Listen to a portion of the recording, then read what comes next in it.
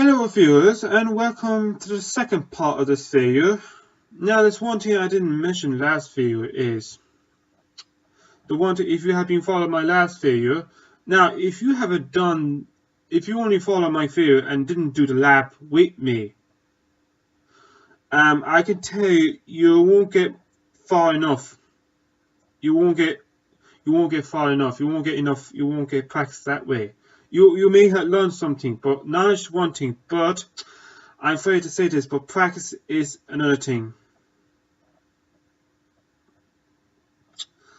And for those who have access to the CCNA, and I recommend you to open your CCNA and you do the exercise with me. I highly recommend that. For those who don't have it, don't worry, you just simply follow my video for now. Then once I go through all the labs, we do the router. I deal with the packet tracer. But still follow through my video if you can.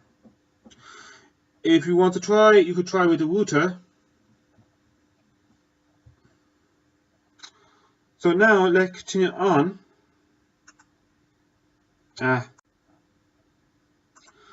Hello viewers, and welcome to the second networking CCNA video. Let's continue on where we left off. Now for those, I have one more note to tell you. I didn't mention this before. And for those who have been following who followed my previous video and didn't use the terminal, didn't use the lab with me, didn't do the lab with me, that's only gaining knowledge.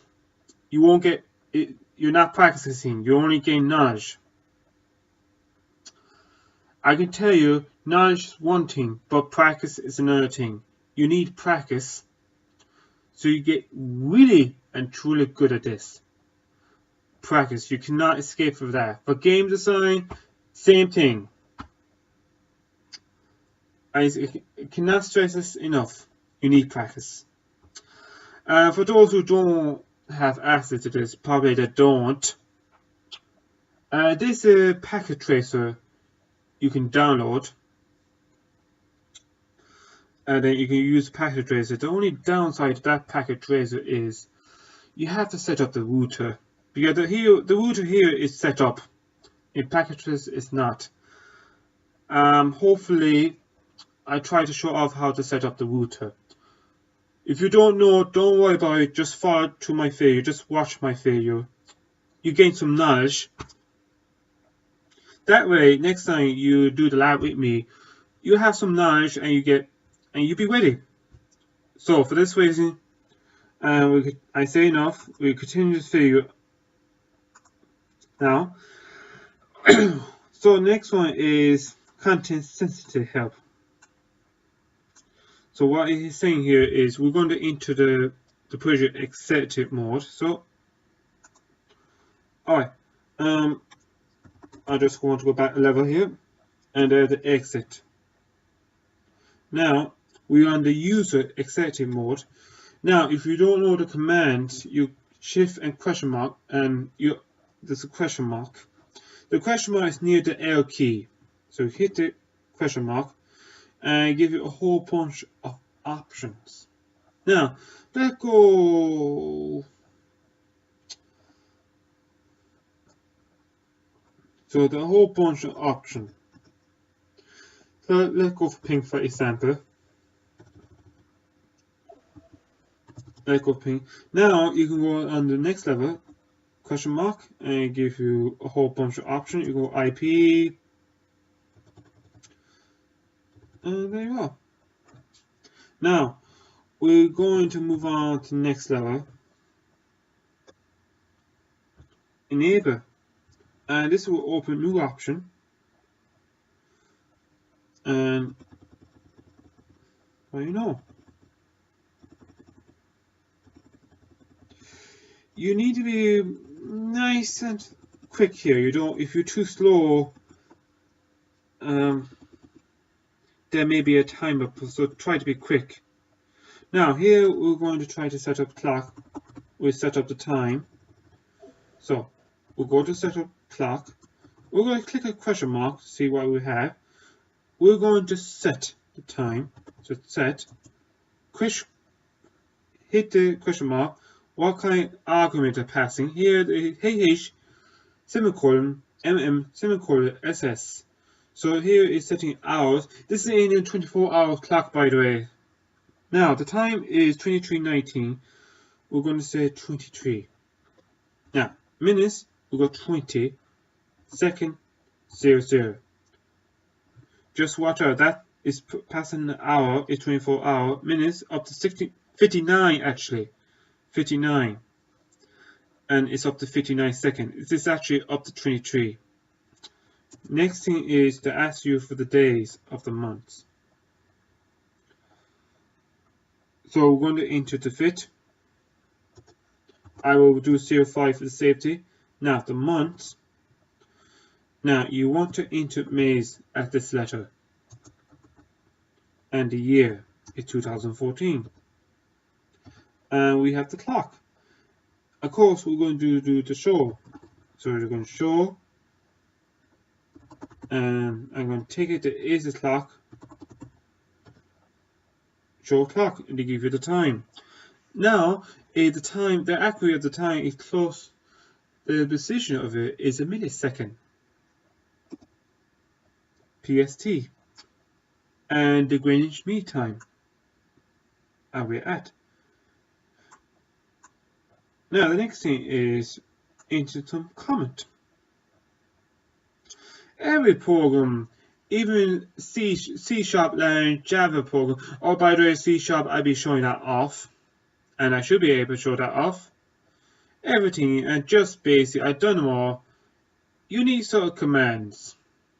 I can tell you in Java you need to do this. This is in Java. You need to place this.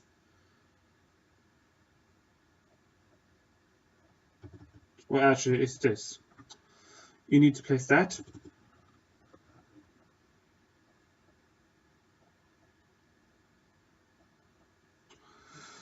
Anyway, this is what you do. This is what you start. That's a comment. And you command. Add a cut it short to be quick. Now, if you want to quit yourself, you click the up arrow. And again, this is practice. I'm telling you this. And to be honest, this is common sense. If you want to go up, you go up. You use the arrow key here. And I'm going to type SI here.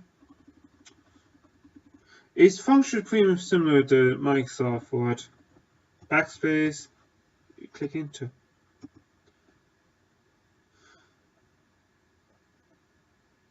Okay, this command change. Once you click the up arrow, very useful you to explain. Where someone come out and say show clock, and what that does, it will say something like, this command change the clock time. And this will change clock time. I will put a command here. This will change clock time. Update clock. Now we're going to improve the usability. Anyway, in 7 minutes, that's pretty good. I want to head. Alright, now we're going to improve the usability of command line interface. Now we're going to use the show terminal for the switch. Now we'll go back to user mode here and show terminal. And we'll go to history size here, and there we are. History size is 10. What we want to do, we want to change the history size to 100. So in order to do that, we have to do within the command line 0. That's where we can get the history size. So we'll go neighbor, config t. You see now, you're trying to get the host name See, I mess up.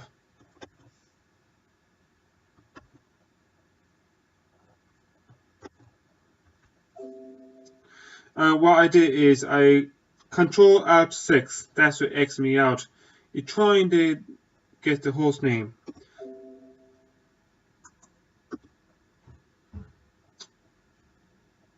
But there is a way to prevent that. So if you want to ensure it doesn't do that, you go no IP domain lookup. See, no, and you see IP domain lookup, it do that domain lookup. You try to look for that, but you can't find it. But by doing that, and I do the same thing again,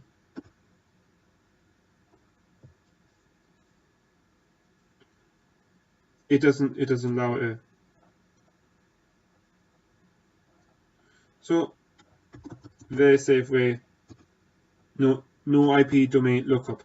Now we'll go to the line console. Now back to the base where we're going to change the history side, and you go to line console 0. We have a whole bunch of options, and we have history. So in order to change the history, you simply to type history. Believe it or not,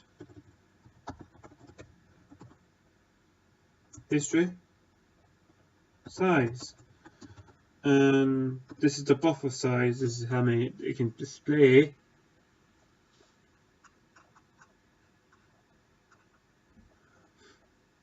Now I'm going to verify.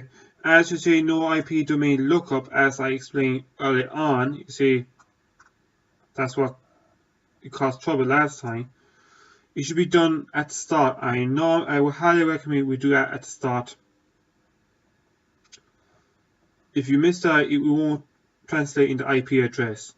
You go to the domain name service, and we try to get an IP address for that.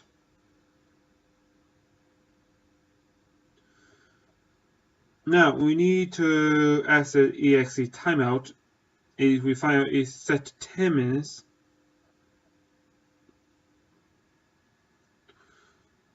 Okay, and if you notice, as you see, this is the timeout. So it'll be under show terminal here, and we have the timeout idle exec. If you are idling, of course, it go to timeout, and it's at 10 minutes. We want to increase that to 60 minutes. How are we going to do that? We need to be in line console 0, and you go exe timeout. Now we go to parameter, and you pass it in a minute, so we're typing 60. Next one is second, and so on. Now we'll verify by doing a do show terminal. I use a do, by the way. We get a show terminal meant to be back in the previous level, but we can do a do, and as you see, it's actually 1 hour, where it's 60 minutes. So that verified. Good. It's always great practice, and especially for you who are using, you want to be. I recommend you do this most of the time. Keep checking over the command, make sure everything is good. Get used to this, and you find out the time. Oh, this is too low. What you do is change it. Check the history side. It's great for checking. Now, next one is when you say or interface up, and if you are in the middle of typing, like Popeye, but you get interrupted, and you miss some letter like that. Now, you need to be the line console 0 login session line. So you type in login. If you do not know the spelling, question mark. And unfortunately, you have to type it out yourself. And I wouldn't recommend typing short. And login synchronize. Now, if you're in the middle of typing, and if there's a message, you can continue on your typing. You keep up the typing. you won't get interrupted and it won't be annoying. Now exit. Now we want to save the running config to the startup config. So you need to be the enable level and you need to be level 15. So you're going to do copy. You copy one stuff sharper. This is what it is. Copy running config. You need to do this in correct order. And over startup config. So now it will copy to what is inside the folder type memory to the non-folder type memory. It's copied from the location 1. It copied what is within the 1 in config. That's first parameter that when in config. And you go to the second one, startup config. It will have, if you say copy startup config to 1 in config, that would be bad. You do not want to do that. And you go to destination file name, startup config. It now have copy to the startup config. Just be careful because if you did the startup config to the running config, it would be bad. And the running config still go, but if you reload, everything is lost. So if you copy start 1, which is a mistake, and then you reload, you lose the information. It's gone. Now what we do is, we're not done yet. We're going to show running config. A bit extra bonus.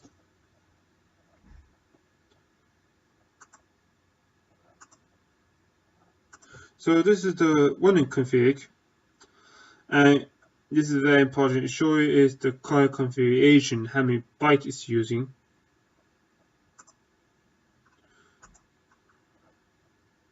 And this is the part. Now we're going to show startup config. You see, look, no server password encryption. Or we get to that soon enough. And you see, no IP domain lookup. Watch out for those. I can find startup config, please. There you are. See, 1641 is using this many bytes. You keep clicking enter. There's no IP.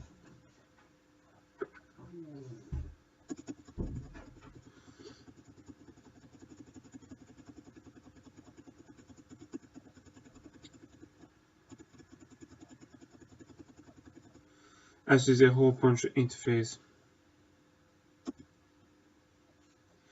And this is if you don't want, if you have too much stuff, you do the show startup config. But wait, this is the tricky part. You do the / and you do, we do exclude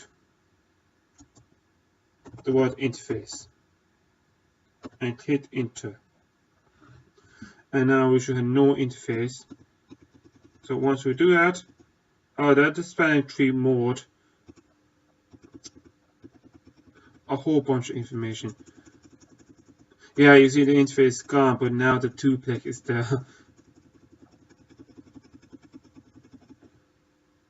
So as you see, you put a line there. It's actually a straight line. It'd be the one beside the letter C. And then you put in exclude. You don't want to mean, so you exclude the word interface.